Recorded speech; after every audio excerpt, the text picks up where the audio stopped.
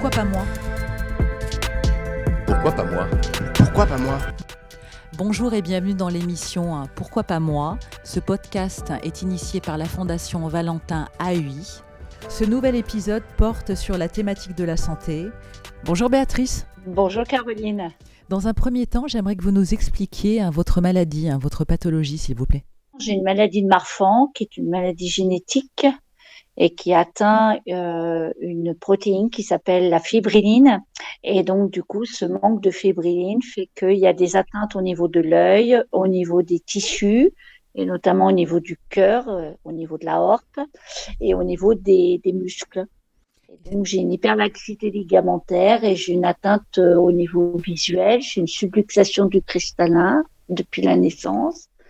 On m'a retiré les cristallins depuis, voilà. Et au niveau du cœur, on m'a opéré 2 fois à cœur ouvert. Je sais que vous avez un sacré profil. Est-ce que vous pourriez nous expliquer dans quel domaine médical vous travaillez? Alors, étonnamment, je suis devenue sage-femme. Et donc, je suis sage-femme depuis 1990. Et je travaille depuis 2006 autour des personnes en situation de handicap, puisque j'ai créé une consultation spécialisée pour les personnes en situation de handicap, quel que soit le type de handicap, pour la parentalité et pour la gynécologie. Et est-ce que vous pouvez nous dire si vous avez subi beaucoup de discrimination, d'embûches, parce que sage-femme, lorsqu'on est malvoyante, handicapée, ça ne paraît pas simple de prime abord? Alors, j'ai eu vraiment des barrages, surtout à la première année d'études de sage-femme. C'était pas forcément lié à mon handicap visuel, mais c'était lié à la maladie de Marfan. J'ai vu le médecin du travail et il m'a dit qu'avec ma tare génétique, je ne pourrais jamais travailler à l'assistance publique hôpitaux de Paris. Il m'empêchait pas de finir mes études de sage-femme. C'était dur, c'était assez catégorique quand même comme propos. Ça a été très violent pour moi. Vous avez beaucoup de casquettes en termes de sensibilisation pour les femmes en situation de handicap. Comment est-ce que vous travaillez avec ce public, cette population qui est spécifique? Quand j'ai créé cette consultation pour accueillir les patientes en situation de handicap, je voulais que ce soit une consultation militante.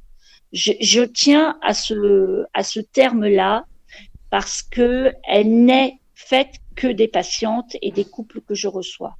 Elle n'existe que parce que elle est faite comme ça. Elle ne ressemble à rien d'autre. Ça, j'en suis sûre et certaine maintenant. Parce que à force de me dire, mais non, tu fais pas du truc comme tout le monde. Voilà. C'est les patientes qui elles-mêmes me disent non.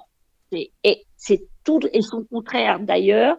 Et donc, du coup, c'est vraiment une consultation militante en ce sens où je travaille pour les patientes et les couples et je ne travaille pas pour l'hôpital. Expliquez en quoi, en fait, c'est plus militant, à votre avis, qu'une consultation dite lambda pour une femme valide qui se renseignerait dans ce domaine? Tout simplement parce que j'ai l'habitude de croire les patientes ou les couples quand ils me disent qu'ils ont été eux-mêmes discriminés par le corps médical. Et ça arrive souvent? Je ne remets pas en doute leurs paroles par rapport à, par exemple, un désir de grossesse, mais non, vous n'y pensez pas, vous êtes en situation de handicap, etc. J'ai cette habitude de les croire parce que cette discrimination, moi, je l'ai subie.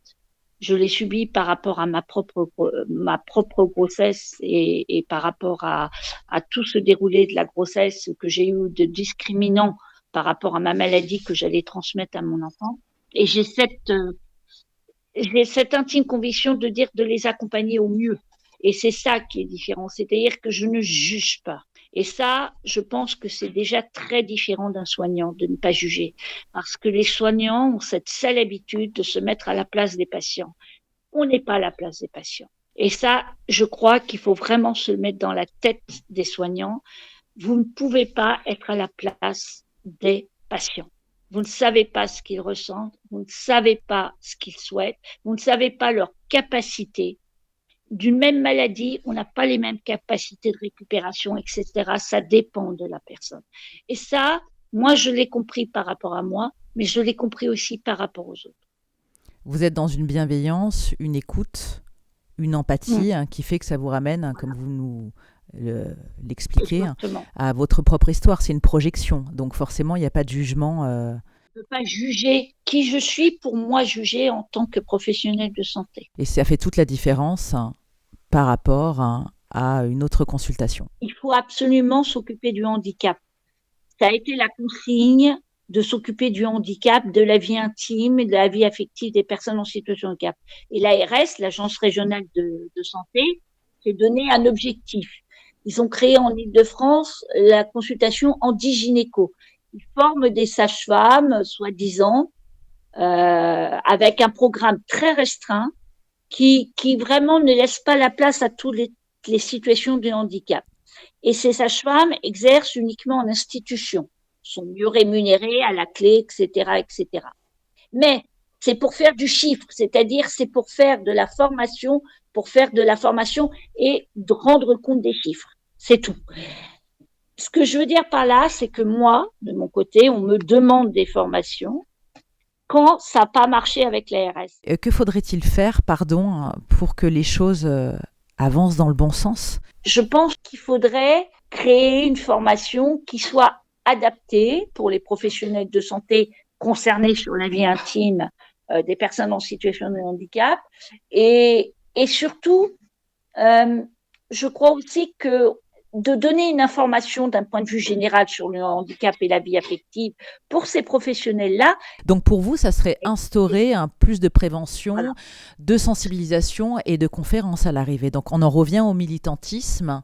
Tout à fait. Dans ce domaine. Et moi, ça, le militantisme, c'est quelque chose qui me tient à cœur parce que c'est vrai que les patientes me disent beaucoup quand tu vas plus être là, ben oui, je dis à un moment donné, je serai plus là. Et oui, mais vous formez. Qu'est-ce que je peux vous souhaiter, Béatrice ? Professionnellement, voilà, justement, créer ailleurs et quelque chose vraiment qui tienne le coup et que je puisse partir tranquille. Merci beaucoup, Béatrice, pour votre témoignage fort, sincère, et je vous souhaite encore une longue vie et un très bon et long militantisme, parce qu'il faut des gens comme vous auprès de populations comme la nôtre. Merci beaucoup, Caroline. Merci beaucoup. Pour conclure, le regard sur les malvoyants et les aveugles doit changer. N'oublions surtout pas que le handicap est avant tout du lien humain. À bientôt dans Pourquoi pas moi. Ce podcast est produit par Access Lab de la Fondation Valentin Ahui et présenté par Caroline Pilastre.